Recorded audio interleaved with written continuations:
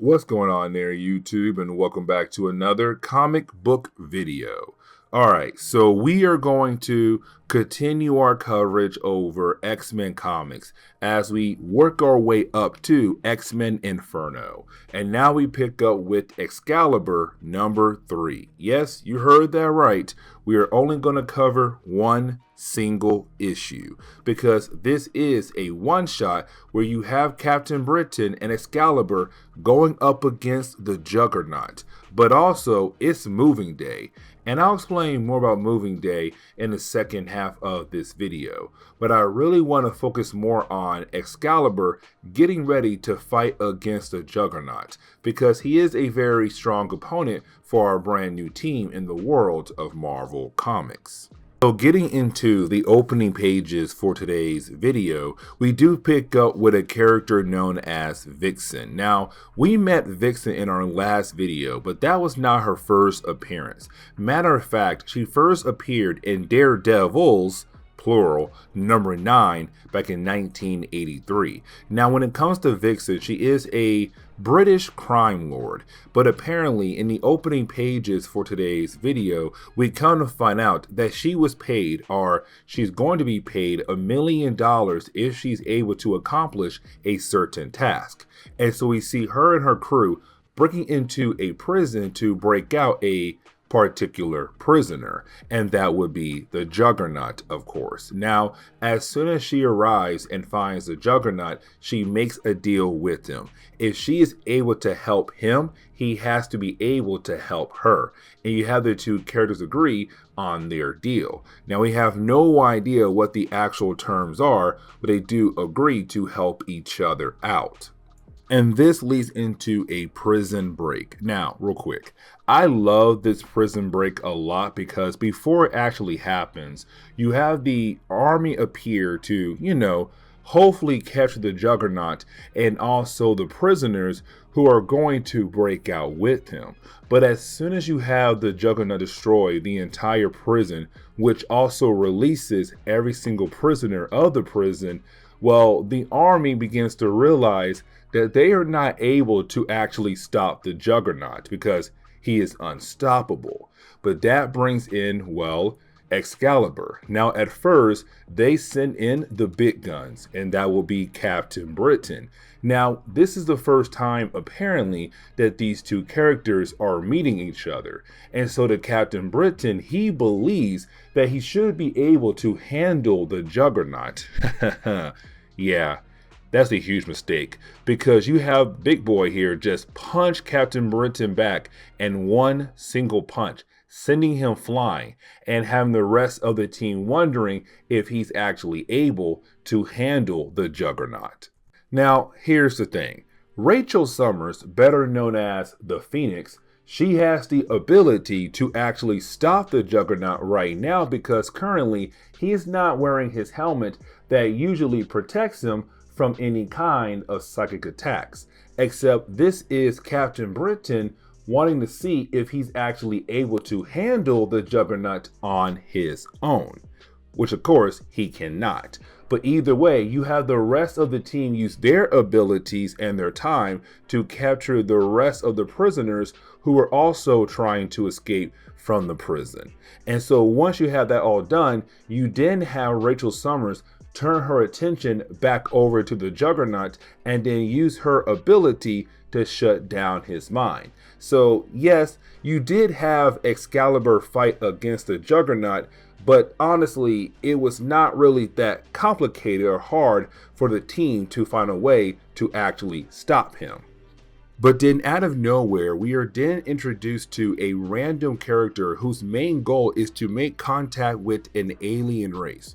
And so he goes into an old factory where he finds Widget. Now, we have met Widget in our earlier Excalibur videos, except we have not learned much about Widget, but we will in later videos. Now, when it comes to our random character, he is trying his best to become friends with Widget.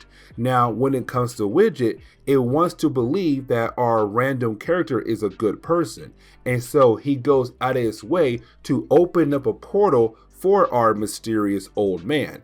The old man walks through the portal thinking that he is going to meet an alien, except once he does walk through the portal, he is confronted by Saturnine, and we're left to wonder what in the world is going on with this Widget character. But then we jump over to moving day. Now this is really important because you are talking about the idea of Excalibur all moving in together under one roof. And of course, it would be Captain Britain's Lighthouse. Now, this is a huge problem. You are talking about the idea of 5 people moving into a lighthouse that only has one bathroom. You're gonna have a lot of arguing happening in the early days of this new living situation. And technically, it all starts with Kitty Pryde, because right before she moves in, she got sick with the flu.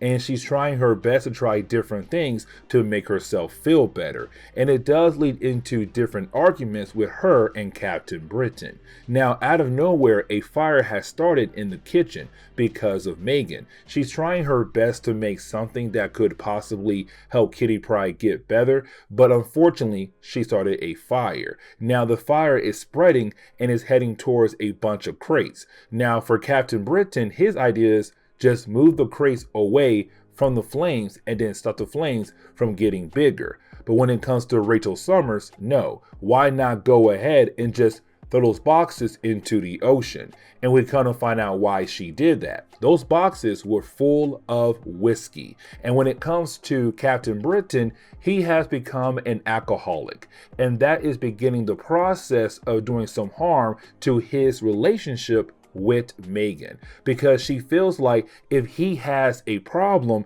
he should go to her. But instead, he goes home and opens up a bottle and begins the process of him becoming what she believes an alcoholic. And it does lead into an argument where you have Captain Britain really expressing the idea that he's very upset with her, but also the idea of having the entire team living under his roof. And so he leaves. Now, Nightcrawler is able to comfort her, but we're left to believe in the possibility of her and Nightcrawler might be getting together. Now, when it comes to Rachel Summers, she does sit down with Kitty Pryde, and she explains to Kitty that Captain Britain does have the right to be upset here because he has given up his home to allow them to live in there. This is going to be an interesting living situation. But when it comes to Kitty, she is saying, all you have done is take, but you have not given anything up at all. And that right there is not okay at all. Now, Kitty Pryde kind of understands where Rachel is coming from, but at the same time, she's still somewhat upset. Now, when it comes to Kitty, she does continue to mess around with her tech, except out of nowhere, the power goes off. Now, when it comes to Kitty, she believes, okay, you know what? I must have shorted a fuse somewhere. Let me go ahead and go to breakers and see what I can do to turn the lights back on. Now, she goes into the same storage room we saw in our last video that Nightcrawler went into. And remember, in that video, when he had walked into that room, he walked into another dimension. But now it seems like Kitty Pryde is confronted by somebody who looks just like her, and also her pet dragon as well. And she freaks out and calls the rest of the team. Now, we do pick up with Captain Britain to kind of find out where he went to after running off in the middle of the night. And we currently see him talking to Courtney. Now, remember, Courtney is his ex-girlfriend from his college days, and she came back in the picture recently telling him that she's now a vice president of a new bank in the city. Now, the two characters were able to reconnect with one another, but let's not forget that Captain Britain is dating Megan, and here he is right now going to his ex-girlfriend hoping to get some kind of advice on what he should do with his life. And in our last video, we saw that Courtney still has feelings for Captain Britain. Now, when it comes to Brian, he says that he does not hate the idea of being Captain Britain. He just wished he had a choice, because to him, it was kind of forced on him to become a hero. And really, almost anything he does as a hero was forced on him. And he hates that so much. And he feels like if he had a choice, maybe, just maybe, his sister, Psylocke, would still be alive. Because remember, around this time in X-Men comics, the world believes that the X-Men are supposedly dead, not knowing that the X-Men are actually alive. Now, before you have Courtney and Brian able to continue on with their conversation, Rachel Summers does contact Brian with her psychic ability, saying, hey, you need to come back to the base, which he does leave to go back there. But after leaving, you can tell that Courtney is really hoping in the idea these two characters get back together again. Now, the ending of the book is really a strange one because you do have Captain Britain go back to the base, the Lighthouse, but they don't really tell him what exactly happened to Kitty Pryde. Instead, you have Captain Britain saying, maybe we can try to see if this can possibly work out. Meaning that he really hopes it can work out because he wants to make sure that this team actually succeeds. And then the book ends on that note. And then we move on to another character going after Excalibur. But I'm going to save that for another video. So with that being said, please leave me a like down below and subscribe. Also, if you have any suggestions on books I should read, well, please let me know in the comments below, because you never know, your suggestion could be a future video down the road. But guys, see y'all next time. Later.